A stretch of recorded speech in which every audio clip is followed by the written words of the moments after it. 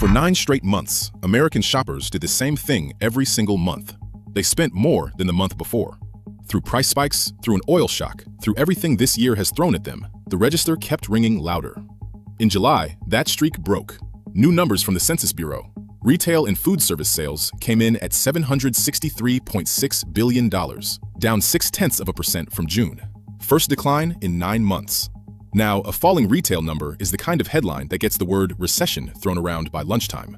So tonight, I want to do 2 things with it, crew. First, show you why this drop is real and not statistical noise. And second, show you exactly where it happened. Because where it happened changes what it means.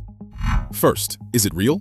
Because here is a dirty little secret of these monthly reports. Most single-month moves are inside the survey's own margin of error, meaning the real number could be 0 and the headline is just static. So the Census Bureau publishes that margin right in the release, and almost nobody reads it. Let's read it. July's decline, down 0.6%, plus or minus 0.4. Even at the kindest end of that range, sales still fell. The drop clears the error band. It is statistically real. Now compare June, up 0.2%, plus or minus 0.3. Run that math, crew. June's so-called gain could have been 0, or even slightly negative. Statistically, June might have been flat all along. So here is the honest picture the error bars paint. The consumer may have stopped accelerating in June, and in July, for the first time in 9 months, provably stepped back. That part is signal, not noise. But hold on before you extrapolate it into a cliff. Now the part the headline skips. Where did the money stop moving? Break the report open, and 2 categories did most of the damage. Online shopping fell 2.2%, the biggest drop on the board. Why? Amazon moved its Prime Day sale into late June this year. That yanked billions of dollars of July spending forward a month, pumped up June's number, and left a hole in July's. That is not a nervous consumer. That is a calendar trick. Second, auto dealers, down about 1.8%, right after a June where automakers ran heavy promotions and sales jumped. Same story, payback for a borrowed month.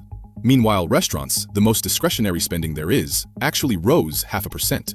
And here is the cleanest lens. Strip out autos and gas, and the entire consumer pullback shrinks to 0.2%. One more wrinkle that cuts the other way. Gas prices rose in July, from about $3.85 to $4.08 a gallon. Pricier gas inflates this number. So the decline happened despite gasoline pushing it up, which tells you the softness elsewhere is a touch more real than the headline shows. Added up, the consumer eased off, genuinely, but mostly in 2 places with obvious one-off explanations. Soft, not sinking.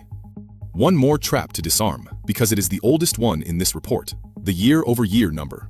July's sales were 5% higher than a year ago, and the last 3 months ran 6.3% above the same stretch last year. Sounds roaring, right?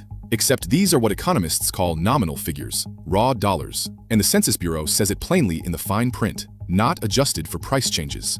You know what else is up over the past year? Prices, 3.4%, as we broke down on this desk 2 days ago. So a chunk of that 5% gain is not more goods leaving stores. It is the same goods wearing bigger price tags. The dollars grew, the carts did not grow nearly as much. That is why you never weld the retail series to the inflation series into one triumphant trend line. They measure different things on different clocks. Keep them side by side, labeled, and the picture is consistent. Prices still climbing, real buying roughly treading water, and in July, taking one visible step back.